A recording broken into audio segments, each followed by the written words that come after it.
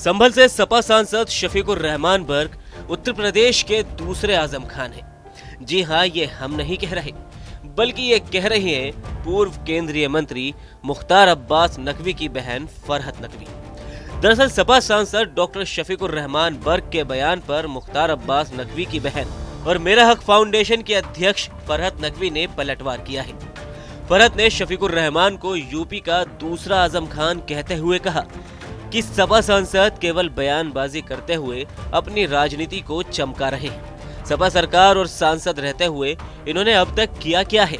मुस्लिम महिलाएं शुक्रिया मोदी भाईजान बोलती रहेंगी। देखिए, लगातार सपा सांसद शफीकुर रहमान जो हैं वो इस तरह की बयानबाजी करते रहते हैं।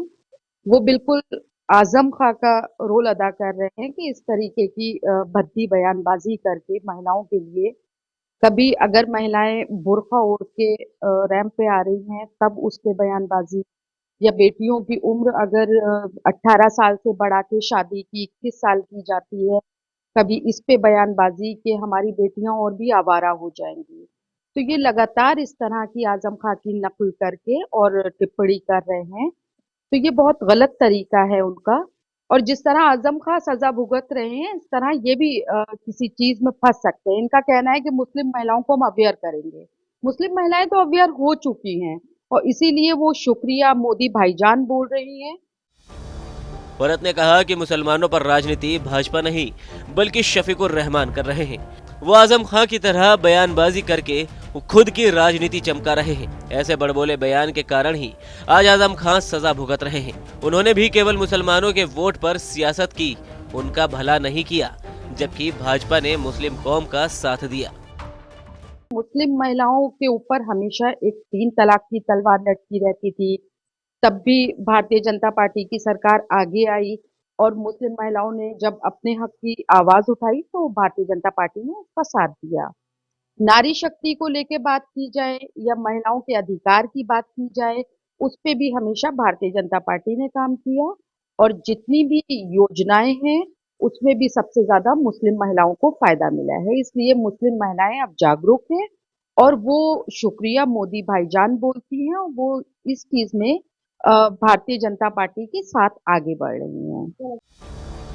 फरहत नकवी का कहना है कि शफीकुर रहमान बर्क ने केवल मुसलमानों के वोट पर सियासत की, उनका भला नहीं किया, जबकि भाजपा ने मुस्लिमों का साथ दिया।